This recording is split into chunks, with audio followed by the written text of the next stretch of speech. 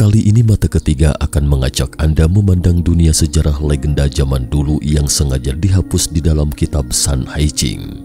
Untuk diketahui, kitab ini adalah kitab klasik pegunungan dan samudera tentang catatan mengenai kekayaan alam, geografi, fiksi, mitologi, ritual dan pengobatan Tiongkok kuno. Kita awali dari Jepang. Pada Agustus tahun lalu, seorang netizen Jepang menangkap sebuah foto di kereta bawah tanah. Tapi tak disangka, ketika pulang untuk melihat jepretan fotonya, dia melihat seorang pria tanpa kepala berdiri di stasiun. Foto itu pun seketika menjadi perbincangan hangat di kalangan netizen saat diunggah ke internet. Para netizen pun mengaitkan sosok makhluk itu baru keluar dari dunia lain bertepatan dengan dibukanya pintu alam baka di bulan hantu ke-7 penanggalan lunar. Ketika foto yang beredar luas itu sempat viral sesaat, seorang netizen pun ikut nimbrung dan berkata, "Ah, hanya foto doang, tidak perlu seheboh itu kali," cetusnya. "Sepertinya kalian pasti belum pernah melihat foto-foto ini." Di akhir postingannya, ia meninggalkan beberapa foto dari akhir abad ke-19 dan topik keberadaan suku Blemish, yakni manusia tanpa kepala pun seketika menjadi viral di dunia maya. Konon katanya pada abad ke-19, kaum bangsawan Inggris tiba-tiba diledakkan dengan tren pengambilan gambar manusia tanpa kepala. Pada saat itu hanya segelintir orang yang akan mengambil foto-foto aneh ini. Menurut beberapa ahli, mungkin hal itu hanya untuk menunjukkan kemajuan teknik pengambilan gambar fotografer bersangkutan.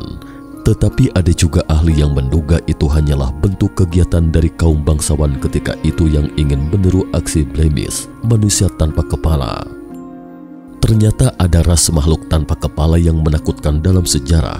Mereka biasanya sangat jinak atau lembut, tetapi mereka menjadi sangat kuat ketika marah. Ras makhluk ini pernah berperang melawan Kaisar Kuning atau pemimpin aliansi suku Tiongkok kuno dan hampir mengalahkan kaisar. Bahkan ada rumor Alexander Agung tidak menginvasi Tiongkok kuno kala itu karena takut pada ras makhluk tanpa kepala, sehingga tidak jadi melebarkan sayap kekuasaannya di wilayah Asia.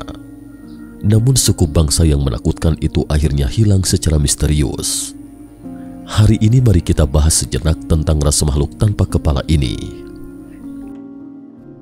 Legenda Tiongkok kuno. Dulu Tiongkok masih di zaman purbakala.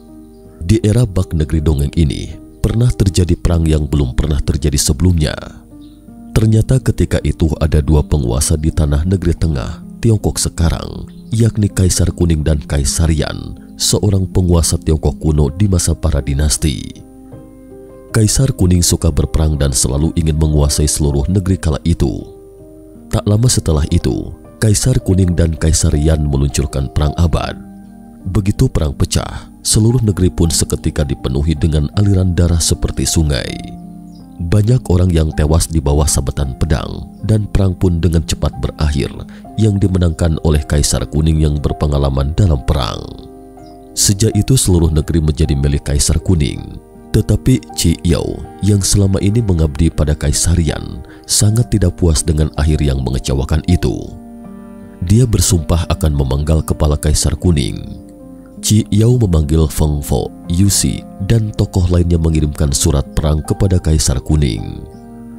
Untuk diketahui, Feng Po adalah dewa angin dari Tao di zaman kuno, sedangkan Yu Si adalah dewa penguasa hujan di zaman kuno. Segera perang yang mengguncang bumi itu pun dimulai lagi. Dalam perang ini, Feng Po dan Yu Si mengerahkan kekuatan gaib mereka, memanggil kabut tebal membutakan pandangan mata prajurit Kaisar Kuning. Di hadapan kabut tebal yang tiba-tiba itu, prajurit Kaisar Kuning tidak dapat membedakan arah dan memakan banyak korban tewas maupun luka-luka. Tetapi pada saat kritis ini, Kaisar Kuning memanggil Empyrean Fairy atau Dewi Perang, dan berkat bantuan Dewi Perang kepala Qi Yao berhasil dipenggal. Karena Qi Yao sangat kuat dan pemberani, Kaisar Kuning khawatir dia akan hidup kembali dari kematian, jadi dia secara khusus mengubur tubuh dan kepala Qi Yao di dua tempat berbeda untuk mencegahnya bangkit kembali dan membalas dendam. Tetapi Kaisar Kuning tidak menyangka, dia mengkhawatirkan orang yang salah. Karena Xing Tian, sahabat setia Qi You, segera mengambil kapaknya dan ke perkemahan militer Kaisar Kuning malam itu juga dan menantang sang kaisar untuk duel dengannya setelah mengetahui kematian Qi You. Tanpa banyak bicara lagi, Kaisar Kuning pun segera menghunus pedang Suan Yuannya untuk bertarung dengan Xing Tian. Karena Xing Tian adalah manusia raksasa yang tinggi besar dan kekar, sehingga dengan cepat berada di atas angin. Di saat Kaisar Kuning hampir tidak dapat menahan serangan lawan, tiba-tiba sang kaisar melihat kelemahan Xing Tian dan dia pun segera mengayunkan pedangnya menebas kepala Xing Tian. Kaisar Kuning yang hampir kalah itu akhirnya menghela nafas lega, tetapi pada saat itu tubuh Xing Tian berdiri lagi. Melihat pemandangan itu di depannya, sang kaisar pun terperangah. Untungnya Xing Tian yang kehilangan kepalanya tidak bisa melihat kaisar, sehingga hanya bisa mengayunkan kapaknya tak tentu arah. Melihat situasi itu, Kaisar Kuning segera mengayunkan pedang gaibnya ke Gunung Changyang hingga terbelah menjadi dua, dan gunung itu segera menyatu kembali ketika kepala Xing Tian menggelinding masuk ke dalam gunung. Sejak itu Kaisar Kuning pun tidak lagi khawatir. Sementara itu Xing Tian yang kehilangan kepalanya menggambar dadanya dengan sepasang mata dan pusar sebagai mulutnya. Ia terus mencari Kaisar Kuning untuk balas dendam. Inilah sosok Xing Tian, prajurit tanpa kepala yang tercatat di kitab San Hai Ching. Secara kebetulan, hampir sejak saat itu sosok makhluk tanpa kepala dapat dilihat dalam sejarah atau legenda di seluruh dunia. Afrika. Blemish pertama kali dideskripsikan 2500 tahun lalu di The Histories yang ditulis oleh Herodotus, sejarawan Yunani abad ke-5 sebelum Masehi. Herodotus menggambarkan mereka sebagai makhluk tanpa kepala dengan mata di dada. Makhluk-makhluk tersebut menghuni bagian barat Libya, yaitu hutan lebat berbukit yang dipenuhi dengan satwa liar. Tidak hanya Herodotus yang menyebut ras makhluk tanpa kepala, naturalis terkenal lainnya, Pliny the Elder, juga menggambarkan ras makhluk misterius ini dalam bukunya Naturalis Historia. Menurut mereka berdua, suku tanpa kepala adalah sekelompok manusia raksasa yang hidup di timur laut Afrika. Tinggi mereka setidaknya 12 kaki atau sekitar 360 cm. Dengan bahu lebar yang tidak proporsional, mereka tidak memiliki kepala, tetapi mereka memiliki mata dan mulut seperti manusia di dada mereka. Mereka sangat misterius dan biasanya tinggal di hutan rimba berbaur dengan binatang buas sepanjang hari. Pada 334 sebelum Masehi, Alexander menaklukkan 3 benua besar Eropa, Asia, dan Afrika dalam tempo 10 tahun. Dalam penaklukannya ke timur, dia juga bertemu dengan ras makhluk tanpa kepala dan hampir gagal total.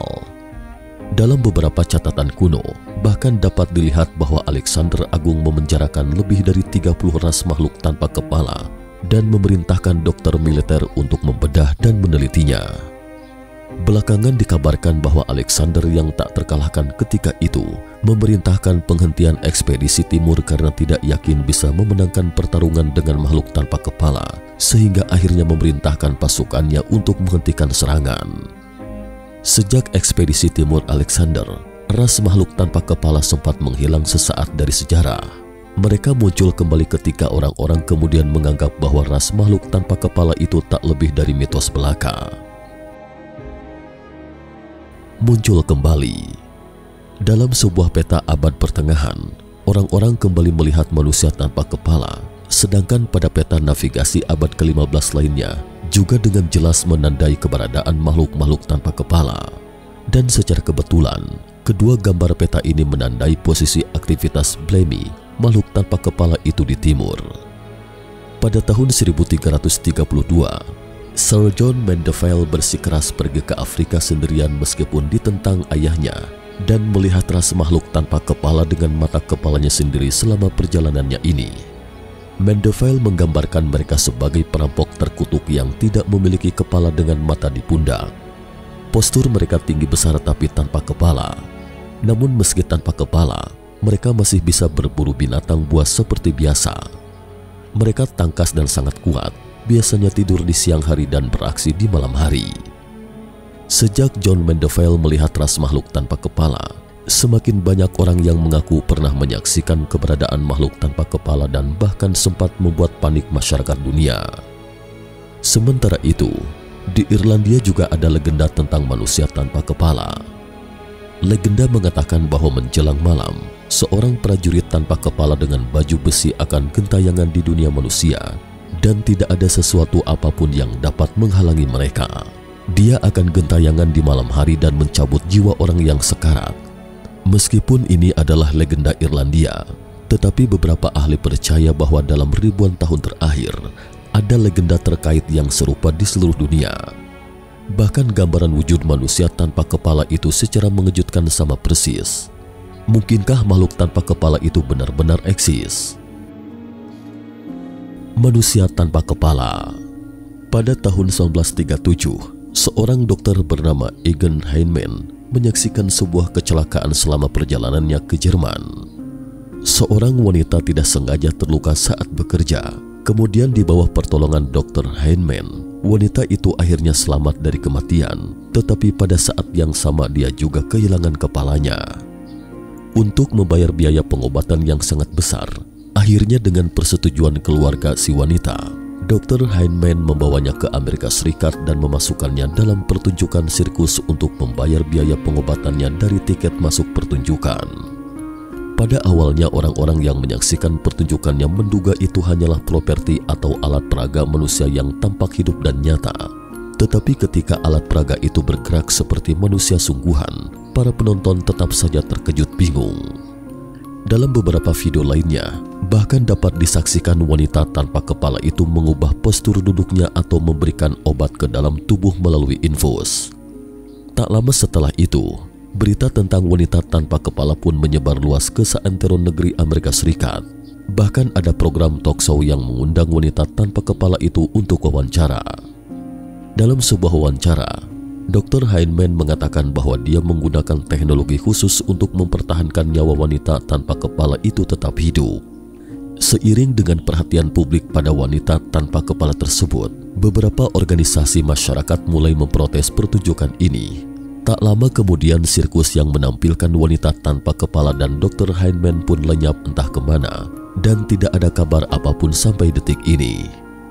Meskipun wanita tanpa kepala telah hilang entah kemana, orang-orang masih saja mendiskusikan pertunjukan sirkus tersebut. Mereka mencoba mencari tahu apakah itu pertunjukan sulap atau memang benar seseorang masih dapat bertahan hidup meski tanpa kepala. Mungkinkah ada teknik rahasia di dunia ini yang bisa membuat seseorang tetap hidup seperti biasa meski tanpa kepala? Sekilas memang terdengar tidak masuk akal dan banyak misteri di dunia yang sulit dicerna dengan akal sehat. Tapi itulah faktanya. Percaya atau tidak, saya kembalikan pada individu masing-masing dalam menilainya. Cukup sekian dulu topik kita hari ini. Jika suka dengan video mata ketiga, jangan lupa like, subscribe, dan share.